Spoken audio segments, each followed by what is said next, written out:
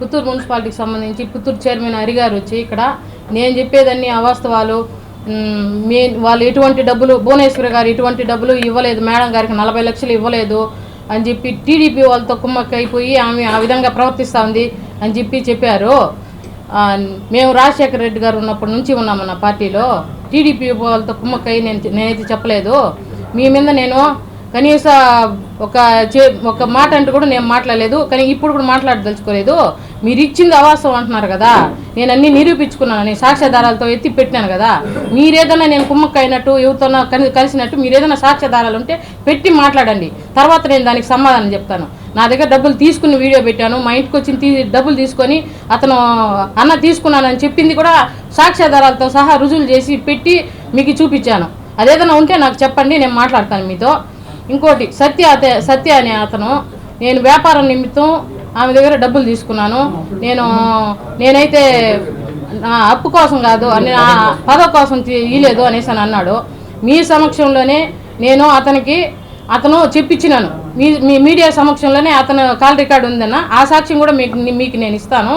చూడండి, 40 లక్షలకు ఇచ్చినావు, నాకేం సంబంధం ఉంది, వాళ్ళకి కదా నువ్వు ఇచ్చినావు డబ్బులు, నువ్వు ఇచ్చినావు, నేను తీసుకుపోయి ఇచ్చినాను, మధ్యలో నన్ను అడిగితే ఎందుకు, నాకెందుకు ఫోన్ చేస్తారని చెప్పి ఆడియో రికార్డు కూడా మీకు ఇస్తాను. నేను ఇప్పుడు వినండి, సాక్ష్యాధారాలతో సహా నిరూపిస్తానన్న. నేను అతను ఏదో నోటు మాటలు చెప్పి ఇక్కడ వచ్చి నిజాలని అబద్ధాలని చెప్తే మాత్రం నేనైతే ఒప్పుకోదలుచుకోలేదు. సాక్ష్యాలు చూపించమని చెప్పండి. అటు కూడా ఇంకోటి, నేను ఇంటికి పోయినాక ప్రెస్ మీట్ పెట్టేసి ఇంటికి పోయిన తర్వాత నువ్వు ఎందుకు పోయినావు ప్రెస్ మీట్కి?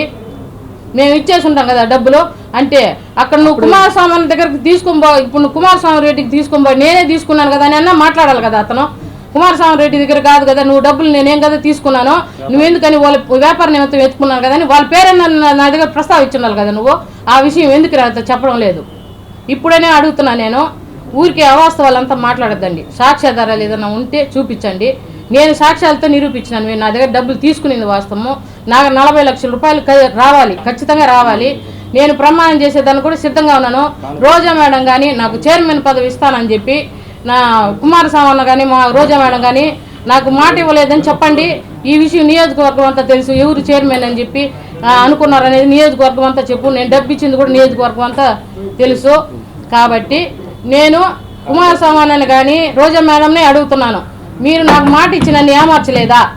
నేను కాణిపాకం వచ్చి నేను సత్యం చేస్తాను, మీరు నా దగ్గర ₹1 కూడా తీసుకోలేదన్నట్టు, పదవి ఇస్తామని చెప్పి ₹1 కూడా తీసుకోలేదన్నట్టు మీ బిడ్డల మీద ప్రమాణం చేసి చెప్పేయండి. బేషరతుగా నేను వచ్చి మీడియా ముందునే క్షమాపణ అడిగి వెళ్ళిపోతాను, నేను చేసిన తప్పు అనేసి.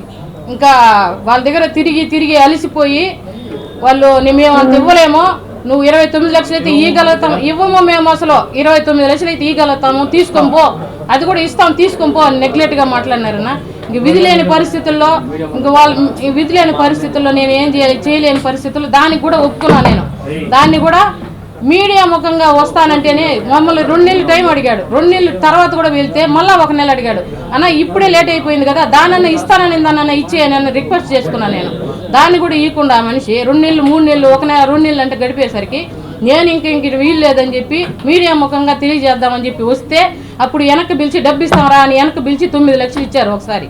తర్వాత ఏం జరిగిందంటే మళ్ళీ ఒక నెల దాని గురించే ఎత్తలేదు, అడిగి అలిసిపోయేసరికి మళ్ళీ మీడియా ముఖంగా చెప్పుకుందామని చెప్పి వస్తే తర్వాత 4 లక్షలు ఇచ్చారు. ఇలాగ 13 లక్షలు చేరింది. నేను కాదనడం లేదు.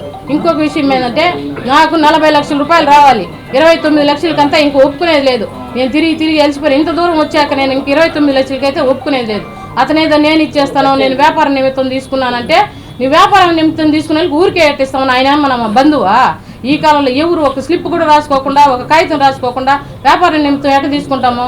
అతనేమన్నా ఎట్టిస్తాము? అసలు తెలియని పర్సన్కి ఎట్టిస్తాము డబ్బులు? అంత డబ్బులు ఎట్టిస్తాము? ఇంటికి వచ్చి మా ఇంటికి వెళ్ళినాక ఫోన్ చేసి మాట్లాడినాడు. మాట్లాడి కుమారస్వామి అన్న మా విషయమే దీనికి సంబంధం లేదు, నేను డబ్బులు తీసుకుని నేను ఇస్తాను అంటాడు. మాట్లాడి ఉండాలి కదా, ఆ విధంగా అయితే మాట్లాడి ఉండాలి కదా. మాట దాటేస్తాడు. నిన్న ప్రెస్ మీట్ ముందరే చెప్పినాడు, నేను 40 లక్షలు తీసుకుని వాస్తవంగా చైర్మన్కి ఇచ్చినానని చెప్పాను, చైర్మన్ కోసం ఇచ్చినాను కదా, 40 లక్షలు అంటే అవునుకా అన్నాడు. అవునుకా, నేను మధ్యవర్తినే కదా, నాకేంకా సంబంధం ఉంది, నన్ను ఎందుకు అడుగుతున్నావుగా, వాళ్ళు ఇంకా మీకు ఇలేదా, నేను మాట్లాడతానుక, నేను మాట్లాడి నీకు సాయంత్రం చెప్తానుకా అన్నాడు. అదే మీడియా ముందరే చెప్పినాడు.